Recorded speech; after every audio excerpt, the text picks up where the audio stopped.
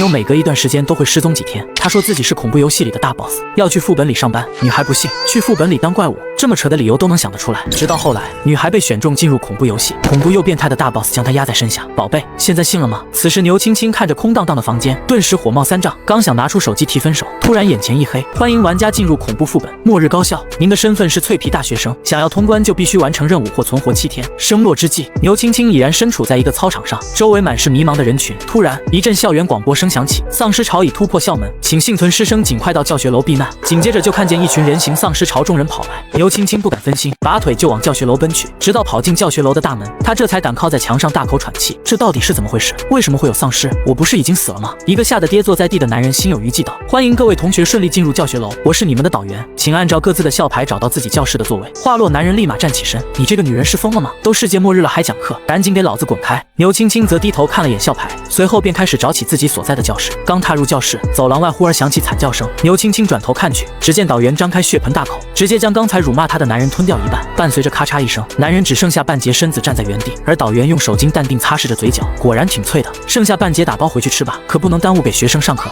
注意到牛青青的视线，他看向女孩勾唇微笑。牛青青被这恐怖的笑声吓得毛骨悚然，赶紧转头走进教室，可他刚坐在自己8号座位上，耳边就传来一阵辱骂声：死女人，快滚开，这是我的位置。牛青青抬头看向男人，视线落在他胸前的校牌上，同学，这里是108室，你找错教室了。意识到这点，男人心急如焚，现在出去重新找已经来不及了，不如将错就错，或许那个怪物导员不会发现。可下一秒，男人直接被一条黑色的触手甩飞至门外，见状门口的导员当即张开脑袋，一口吞了他。这次的玩家可真讨厌，没见过这么主动的。牛青青瞳孔微缩，视线落到已经走进他的男人身上，莫名感觉眼前触手的身形特别像前男友。他挡我到了。校草 boss 脚步一顿，在女孩对上他视线前移开目光，缓步走到他身后座位。牛青青目光定格在触手怪的粉色面具上，好听的声音居然也和前男友如出一辙。他怀疑自己是不是被渣男伤透心，精神出现了问题。与此同时，世界镇的玩家正在观看直播，我是不是看错了？刚才 boss 的触手上居然系着粉色蝴蝶结。牛青青在听到身后触手怪落座的动静，麻木的收回视线。突然，导员把教案往桌上一拍：没事，别惹我们校草，学校是他家开的，但他为人比较低调，希望同学们不要过多的把目光聚焦在他身上。说完，他讨好班朝校草笑了笑。傅思玉可没空搭理下属的示好，此刻他正努力圈住撒欢躁动的触手，不可以乱跑，这样会吓到老婆的。讲台上的导员更是不敢再多看他一眼，一直保持着翻白眼状态。同学们，丧尸是感染了末日病毒的人类，也是你们的同伴，只有到了夜晚，他们才会恢复人形，希望同学们在上晚自习时和他们和睦相处。台下牛青青一边听着课，一边在课桌下不停地掐着自己的大腿，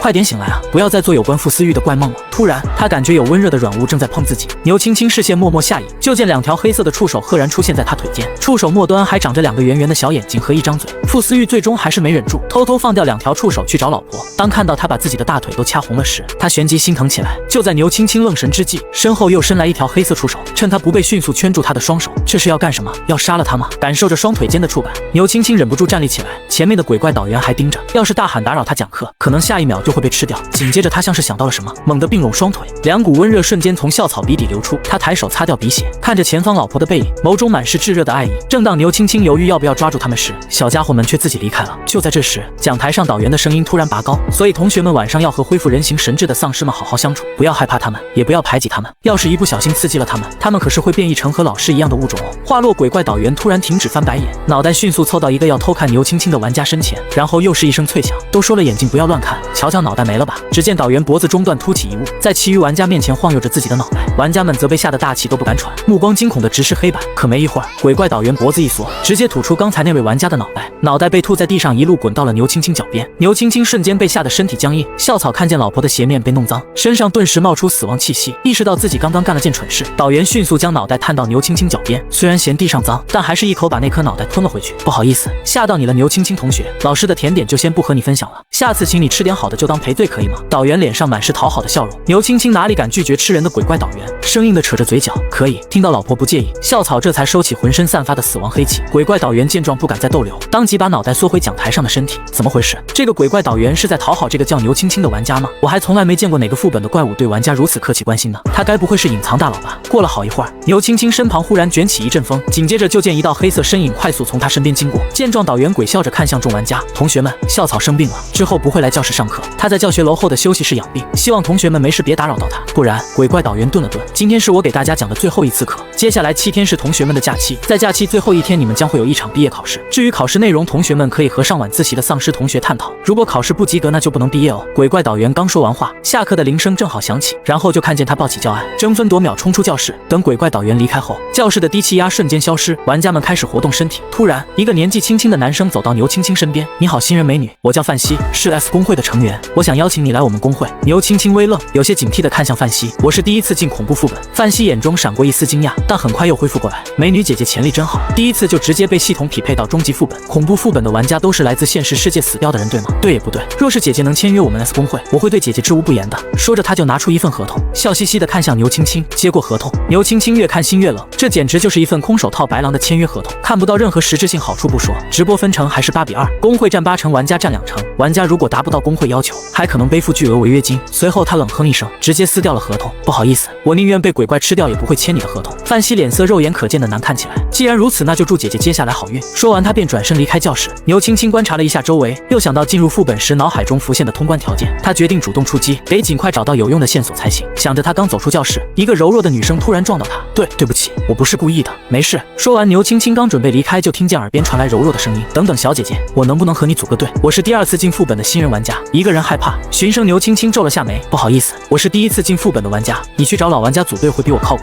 想起刚刚那个范西，牛青青不敢掉以轻心，在这个陌生恐怖的地方，她只能相信自己。见牛青青拒绝她的组队请求，女生小心翼翼地打量着：“小姐姐，我不是不想找老玩家组队，但是他们对我提出恶心的交换条件，还嫌弃我拖后腿。”哪料牛青青并非圣母心，直接打断女生的话：“我也嫌弃拖后腿的人。”说完，他就打算去隔壁楼调查通关线索，顺便打探一下校草 boss 到底是不是自己男朋友。见他要走，女生急忙开口：“小姐姐，我看过这个副本的前2次直播，知道怎么找线索，你和我组队不会吃亏的。”闻言，牛青青缓缓转身：“我可以和你组队，不过你需要和我介绍一下恐怖副本和人类镇的事。”没问题。女生面露微笑：“我叫陈娇娇，因为被前男友极度找到幸福，所以被他捅死的。小姐姐，你叫什么？是怎么死的？”牛青青一脸认真：“我叫牛青青，因为极度前男友赚了1个亿，过得比我幸福，所以气死的。”10分钟后，牛青青便了解了所有恐怖游戏的基础信息。小姐姐，我们现在只需要等到晚自习，从丧尸同学嘴里套出考试内容，就可以通过最后1天的考试。牛青青不解，为什么不找到校草的私密快递，提前通关副本？陈娇娇尴尬一笑，校草的私密快递这个通关条件是第1次出现，我也没留意线索。牛青青思索了一下，现在离晚自习还早，我们可以先找私密快递的线索。如果校草没取的话，很有可能在学校的快递点；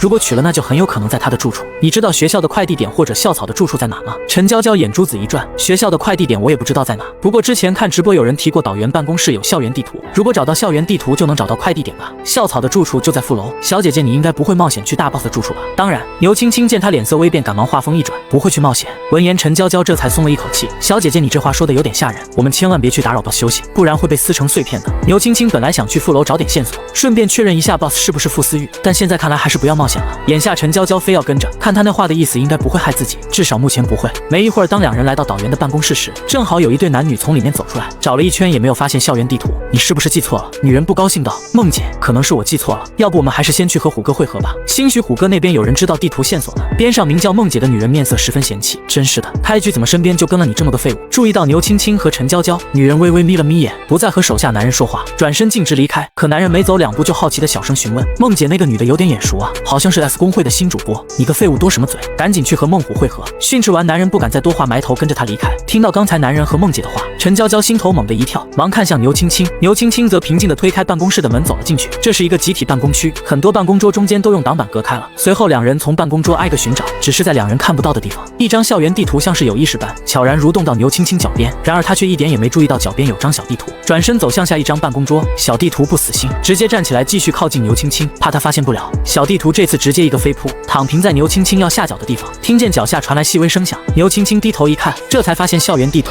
随后他不动声色地看了一眼陈娇娇的方向，发现他不仅没有在认真找地图，还时不时看向自己。牛青青便假装找东西的样子，将地图路线记在脑海里，然后用桌上的记号笔把地图上2处画花。小姐姐，你发现地图了吗？陈娇娇探头询问。没有任何发现。牛青青摇了摇头。小姐姐，没准地图已经被别人拿走了，马上天就要黑了，我们还是从丧尸同学嘴里套出考试内容吧，这样也可以通关。牛青青点了点头，便和陈娇娇出了办公室。可回教室的路上却被5个男玩家挡住去路。只见为首的男人正直勾勾地打量着他，身旁的4个男人也面色凶恶。虎哥，这2个小妞挺面生的，长得真不错，该不会是新人玩家吧？被被称作虎哥的男人一脸坏笑的朝两人逼近。美女们，你们是新人玩家吧？哥哥是恐怖副本的老玩家，你们要是害怕可以跟在哥哥身边，哥哥罩着你们怎么样？陈娇娇面露害怕，直往牛青青身后躲，而牛青青则皱了下眉。我们不是新人玩家，让开，别骗人了。第一次进入恐怖副本的新人玩家是没有直播权限的。说着，他低头扫了一眼手腕上的系统手环，手环上显示的正是自己直播间的弹幕。见虎哥朝自己伸来咸猪手，牛青青冷下脸，顺势抓住他的手一个过肩摔，翻身踩裆弯腰插眼，虎哥瞬间惨叫出声，瘫倒在地，双手死死捂住裆部，整个人疼得在地上打滚。牛青青瞅准时机直接开溜，如果这些老玩家拿道具来对付他还真没把握能对付，况且对面人还多，此时不跑更待何时？虎哥4个小弟头一次见大哥被一个女人打得这么惨，全都满脸震惊的站在原地。快留2个人给我用治疗道具，其他人去给我追，老子要让那娘们不得好死！虎哥痛苦不堪，带着滔天怒意吼出末尾几个字。牛青青跑的那叫一个快，快到后面追过来的陈娇娇直接跟丢了。正在陈娇娇苦恼怎么跟工会老大交差时，目光突然扫到地上一个东西，当他捡起来看清是一份地图时，眼睛瞬间亮了起来。没一会儿，等陈娇娇走后，牛青青这才从角落走出来。那份校园地图上标注了所有场所，唯独没有快递站。他推测这个校园根本就没有快递站，而校草的私密快递很有可能在他的住处。可万一校草不是傅思玉，牛青青眉头微蹙，一时难以抉择。就在这时，校园广播声响起，晚自习时间到，有需要复习考试内容的同学可以自行选择教室进行学习。听到广播声，牛青青来到108教室门口，此时里面已经坐满学生，不少同学在交头接耳。只是他一出现，教室里的交流声瞬间停下，丧尸学生们齐刷刷看向他，那眼神诡异又惊悚。牛青青看着朝自己露出微笑的丧尸同学们，有点发怵。想到陈娇娇说的规则，只要不去主动招惹，那些丧尸同学就不会轻易变异杀人。牛青青害怕的情绪这才少了些，想着他挪动脚步找到一个空座位坐下。可没一会儿，就见一个丧尸小心翼翼地走到牛青青面前：“同学，我们在复习考试，想邀请你和我们一块复习，可以吗？”牛青青有点懵，在场的其他玩家也很懵逼。那个死娘们，别让老子找到非得撕烂他！牛青青刚要答应丧尸同学的复习邀请，就听到了教室外的动静，找到了虎哥。那个可恶的女人在这个教室。牛青青转身想从教室后门溜走，却发现那里也有虎哥的手下把守着，而虎哥则大摇大摆地走进教室，手里还凭空出现一捆麻绳。敬酒不吃吃罚酒，这次看你怎么跑！牛青青摸了摸桌面，已经做好掀桌子激怒丧尸同学的准备。突然，一阵诡异的钢琴声响起，虎哥不好，是恐怖大 boss 的钢琴音。前后门的几个手下都害怕地躲到虎哥身后，见守门的人都跑掉，牛青青快速朝后门奔去。慌什么？那些触手进不来教室，我们只要在钢琴声演奏时待在教室就安全了。紧接着，他一脸坏笑地看向牛青青，给你个机会，乖乖把自己绑起来。虎哥，我大人有大量，就饶了你这颗小辣鸡，不然的话。说完，他将手中的麻绳扔到牛青青跟前，手里凭空出现一把激光剑。牛青青则慢慢往教室门口后退去。不然怎样？看见牛青青不怕死一样往门口退去，在场所有玩家都傻眼了。虎哥更是眼神凶狠，我劝你别出去，恐怖大 boss 出手就在门外游荡，你一个新人必死无疑。不等虎哥狠话说完，牛青青潇洒一退，踏出教室。紧接着门外无数黑色触手快速汇聚，在众玩家的惊恐注视下，牛青青就这样被触手吞噬。虽然被触手裹挟着，牛青青却感觉不到一点杀气，相反，她好像很怕伤害到自己，就连原本诡异的钢琴音也变得逐渐轻柔和缓。不知不觉间，她竟昏睡了过去。伴随着钢琴音停止，牛青青被护送到校草怀里。老婆，你不来找我，那我就只能来找你了。随后，他将牛青青放在柔软的大床上，自己也跟着躺在边上。躺在床上的牛青青虽然是睡着的状态，嘴里却不断地嘟囔着：“渣男，敢耍我？你能傍富婆，我也能傍。看，我已经傍上富婆了。老婆，你傍上富婆了，那我怎么办？你就舍得不要我吗？”男人声音夹杂着委屈，贴在牛青青耳边轻声询问，温热的气息喷洒在耳后。牛青青猛地惊醒，睁眼就看到傅思玉嘟着嘴要来亲她，瞬间反应过来，好家伙，给她戴绿帽子，居然还敢回来继续白嫖她。想着他一个巴掌呼开了傅思玉的脸，然后鲤鱼打挺飞快地蹦跶起来，抬手就去扒傅思玉的裤子。渣男，既然傍上了富婆，就把我给你买的爱心裤衩子还来。傅思玉捂着被打红的脸，委屈地看向牛青青，老婆，我没有傍富婆，爱心裤衩子是你送我的第一件礼物，怎么能再要回去？不行，我不还。说话间，傅思玉大手按住牛青青的手，不让她继续扒拉她的裤子。听到傅思玉狡辩的话，他抬手呼在她手背上，又继续进攻她的裤衩子。你骗我说去取快递，结果快递站都查翻了，说你压根就没有快递可取，你失踪的日子就是去傍富婆了，人证物证都在，你还有什么好狡辩的？富婆都给你打赏1个亿了，干嘛非要留着我这瓶西西9块9包邮的内裤？快还给我，我要送给下一任男朋友。闻言，傅思玉瞪大双眼，老婆，我真的是去取快递了，不信你看。为了不让穿了3年的爱心裤衩子被拿走，他直接召唤出10几根黑色触手，将桌上的快递拿过来。牛青青则在触手出现时猛地松开手，直接跳下床和傅思玉拉开距离。见老婆松了手，傅思玉赶紧把裤子提上，老婆送她的爱心裤衩子，下一任男友想都不要想。很快10几只触手分别从快递里拿出各种粉色私密物品。老婆，你看，我真的去取快递了，我担心现实世界的产品存在假冒伪劣，所以直接在恐怖世界下单的。由于是私密发货，所以需要我亲自来取。此时牛青青脑子乱乱的，那富婆打赏的1个亿你怎么解释？那1个亿是上司主宰给我的加班费。傅思玉着急的解释全过程，生怕老婆继续误会。那你为什么失踪了1个星期才回电话？后面还不接我拨过去的电话？恐怖世界和现实世界是没办法通讯的，所以我每次都都会花10万块钱贿赂主宰的丈夫，让他做转接才能打1通电话给老婆你报平安。但我来加班的时候忘记提现那1个亿了，最后只能跟同事借钱给你打1通电话，后面你挂断再打过来我没接，是因为我没钱贿赂主宰的丈夫了。牛青青无语，这简直是离谱他妈给离谱开门。离谱到家了，但看着傅思玉身后的黑色触手，他感觉再离谱的事情也不及傅思玉真的是恐怖大boss离谱。目光定格在粉色快递上，牛青青突然开口：我进入恐怖世界前做的怪梦是怎么回事？还有我怎么会进来你工作的恐怖世界？傅思玉有点心虚，老婆，我被主宰夫妻坑了，出不去恐怖世界，只能通过梦境的方式去找你贴贴了。至于你为什么会进来恐怖世界，老婆你自己说的，你嫉妒我赚了1个亿过得比你幸福，所以气死的。牛青青笑了，赶紧老实交代，不然就真的分手。傅思玉的脸瞬间白了几分，因为我被老婆分手想要罢工，我一罢工整个恐怖世界的半数副本就无法正常运行，而主宰夫妻的女儿失踪1万年了，他们最近才想起来要找女儿，可能是想放心去寻找女儿，然后就安排系统把你抓进恐怖世界陪我了。说到最后，傅思玉的声音越来越小，静静立在原地等待回复。见状，牛青青哪里还气得起来？那我们还能回去现实世界吗？听到老婆回家还会烧上自己，傅思玉眼里又有了光，立马抱住牛青青，等主宰找到他们的女儿，我们就可以一起回家了。到时候我把加班费提现到你卡里，你还完房贷就一身轻了。早知道傅思玉每个月来恐怖世界上班，他就不接他打的电话了。这个败家爷们！反应过来，牛青青抬手推开他，你是这里的大 boss， 那你是什么物种？说完，牛青青神色复杂的看向傅思玉，傅思玉眸光瞬间暗淡，老婆，你是不是嫌弃我了？没一会儿，牛青青白皙的脖颈就沾染了湿意。某个身高190的男鬼抱着她哭得梨花带雨，他轻轻拍了拍自家男鬼肩膀，没嫌弃你，不哭了再哭就不帅了。一听这话，傅思玉瞬间心花怒放，凑近牛青青就是一顿撒娇乱鼓。突然，牛青青像是想到了什么，一把推开傅思玉。关于副本第2个通关条件，我完成就能提前通关吗？老婆，你提前通关就会进入恐怖世界的人类镇，那里我进不去。你要想见到我，就只能进入新一轮终极及以上的副本。这样啊，那我先去人类镇看看居住环境。如果你上次找女儿要花很久的时间，我可能要在这边待很久。说完，傅思玉直接牵起他戴着系统手环的手。牛青青的脑海立即浮现系统音，应收到所有超能道具加100。他怎么也没想到傅思玉在恐怖世界的资产居然这么多，看来有个在副本里当官的男朋友，他可以横着走了。回过神，他又问，那副本通关条件要找的私密快递在哪里？傅思玉挑眉，身后黑色触手立马把小玩意放进他手中。老婆，你已经找到我的私密快递了，现在只需要成功使用就能提前通关。说话间，傅思玉身后又伸出10几根触手，从快递箱里陆续拿出10几样小玩意。牛青青简直没眼看，转身要逃却被触手纠缠。傅思玉赶忙上前抱紧他大腿，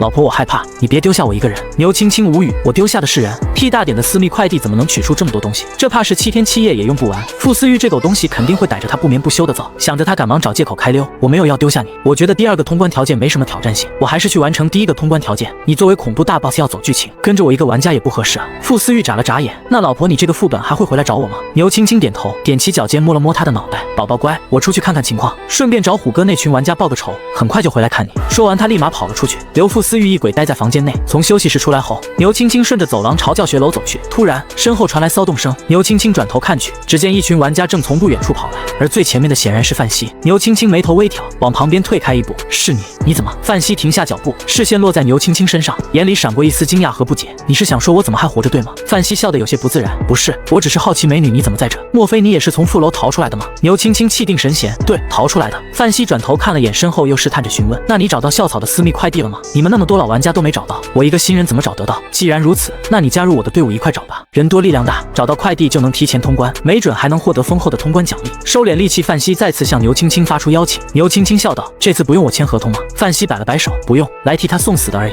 签了合同也浪费。牛青青扫了眼队伍，我一个新人还是不拖你们后腿了，没有别的事我就先走了。当着众多手下的面再次被拒绝，范西的脸有些挂不住，但他还是放任牛青青离开，直到牛青青走远，陈娇娇才被范西从队伍后面喊出来，这是你和 S 工会签的合同，你不是想解约吗？陈娇娇心下一喜，范哥你想让我怎么做？范西眯了眯眼，既然他是新人玩家，那你就去杀了他。这边牛青青来到教学楼时，天已经渐渐露出白色，突然一阵广播声响起，晚自习结束，同学们可自行离开教室，学校食堂已开门，如有需要请同学们自行前往。声落，只见丧尸同学低垂着脑袋，摇摇晃晃陆续离开教学楼。牛青青没想到自己在傅思玉那里睡了这么久，出来都已经天亮了，看样子只能等下一个晚自习再去获得考试内容了。臭娘们，你居然没死！虎哥一脸不可置信，和他一块从教室里出来的玩家也满眼震惊，他们亲眼看到牛青青被大 boss 的触手吞噬。虎哥在108室待了一宿，出来就看到门外的牛青青，当即恶狠狠说道：臭娘们，不管你昨晚是怎么逃脱的，现在马上给我乖乖服软，不然老子叫你尝尝厉害的。边说他边指挥手下拿出道具。牛青青狡黠一笑，摸上自己的系统手环，刚得到的大把道具，正好试试好不好使。想着他直接用出打狗棍加极速卡，以迅雷不及掩耳之势出击。虎哥手中的高能道具还没来得及用，就被牛青青打落，包括几个上前包围他的玩家。转瞬间边被击中多处关节，倒地鬼哭狼嚎起来。牛青青则在边上抱着臂，一边欣赏虎哥的惨状，一边对围观玩家发话：“你们一伙的还有谁要上？”见虎哥跪趴在地，前面还说要加入虎哥公会的几个玩家，此时却缩在围观玩家里不敢冒头，生怕和虎哥一个下场。见状，牛青青缓步走到虎哥最亲近的狗腿子前，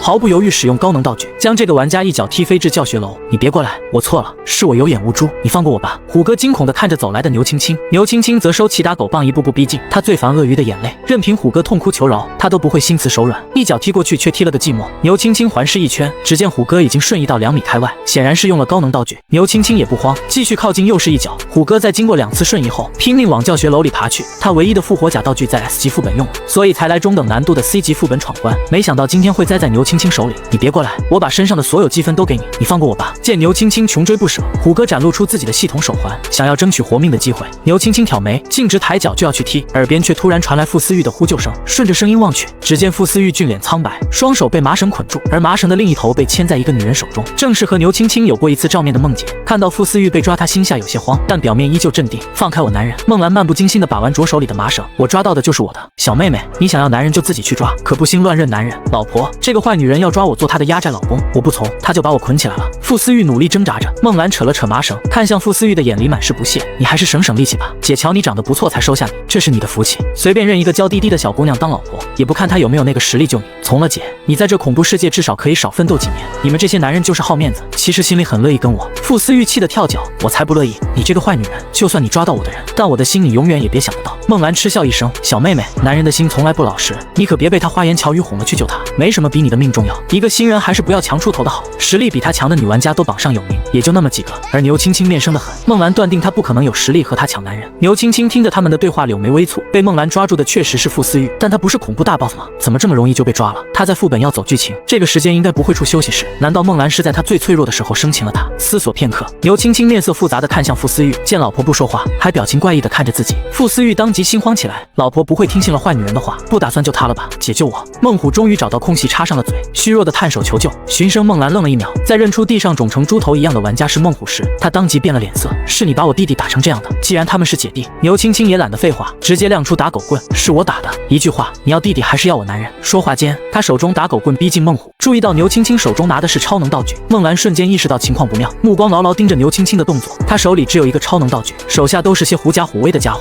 在没有绝对的胜算，他不会出手对上实力不明的玩家。孟兰只能赌牛青青不敢为了一个男人开罪他，看来是不要弟弟啊。见孟兰面色迟疑，牛青青心下也有了判断，直接把孟虎拎起来。孟兰侧头看了一眼傅思玉，又回头看向孟虎。不等孟兰犹豫，牛青青直接扯着孟虎原地甩圈，准备把他扔到丧尸巢里。等等，我放了你男人，你放了我弟弟。知道弟弟没有复活甲，孟兰实在按耐不住，牛青青则顺势把孟虎丢在旁边，朝孟兰示意。孟兰嫌弃又心疼地看着地上的孟虎，听到牛青青的话，只能心有不甘地放傅思玉过去。傅思玉在得了自由后，立马屁颠跑到牛青青身边：“老婆，他们强我，我不从，他们就用绳子死死地捆着我，好痛啊！要老婆呼呼。”说完，傅思玉就把手腕往牛青青唇边放去。牛青青莫名觉得昨天和今天的傅思玉简直粘人的可怕。直播间内众人也开始了对傅思玉的讨伐，这小白脸简直把吃软饭玩明白了，要不要这么丢我们男人的脸？真想揍他一顿。有没有玩家揍着碍眼的小白脸一顿？我出高能道具，价格可疑，乖，回头给你呼呼，不然狗粮撒太多容易引众怒。闻言，傅思玉视线环顾周围，那老婆，我们赶紧离开这，找个没人的地方，你给我呼呼。说话间，他在牛青青看不到的视角下，变脸比翻书还快。见到这一幕，直播间又炸了，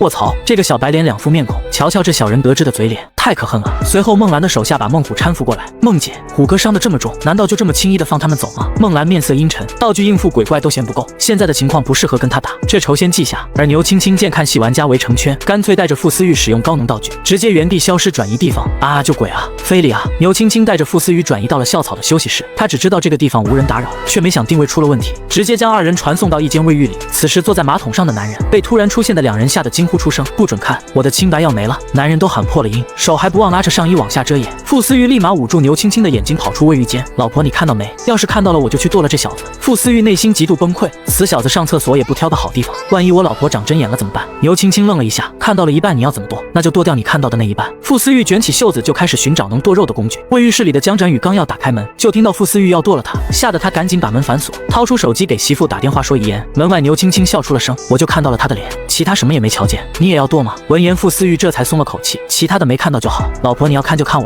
我的干净，不会长针眼。牛青青无语。话说里面那个蹲厕所的男人似乎和傅思玉长得有几分相似，思索之际他刚想开口，房门忽而打开，只见江展宇一个滑跪抱住傅思玉大腿。舅舅，我没料到您还会带舅妈回休息室，我替班前吃多了才蹲厕所的，您也没提前和我打个招呼，这真的不能怪我啊，您可不能剁我啊，舅舅。牛青青难以置信地眨了眨眼，视线在傅思玉和江展宇之间徘徊。傅思玉刚要和老婆解释，江展宇的哭诉又开始了。舅舅，您要是剁了我的命根子，您外甥媳妇就没幸福了，她没幸福的话肯定要和我分手，没了她我就不活了，我不活了，等您老了谁来给您养老送终？您行行好别剁行不行？傅思玉黑着脸抬腿甩了甩，放手不放，除非舅舅答应不剁掉你外甥媳妇的幸福。听到这话，牛青青那种似曾相识的感觉又出现了，都说外甥随舅，果然不假。傅思玉被缠得有些不耐烦，不剁你，你赶紧起开，别耽误我和你舅妈休息，不然……还不等他说下半句，江展宇立马放手，转身跑出休息室，那火急火燎的样子，好像生怕傅思玉反悔。等他离开后，傅思玉直接抬手凑到牛青青唇边，老婆现在可以呼呼了吗？牛青青双手抱臂，目光紧紧盯着傅思玉，你今天怎么会被玩家绑了？你不是恐怖大 boss 吗？傅思玉委屈的抱紧他，我想快点见到你，所以喊来江展宇替我顶班，因为这个副本不能同时承受2个大 boss 能量磁场，所以我只能暂时封印自己的能量，扮成人类玩家来找你。不曾想刚进教学楼就被孟兰给遇到了。听完牛青青这才软了语气，封印能量，那万一被玩家刀了怎么办？傅思玉看到他眼底的心疼，赶紧解释，老婆你放心，不管能量有没有被封印，在这个副本我是分身本体，玩家杀不死我。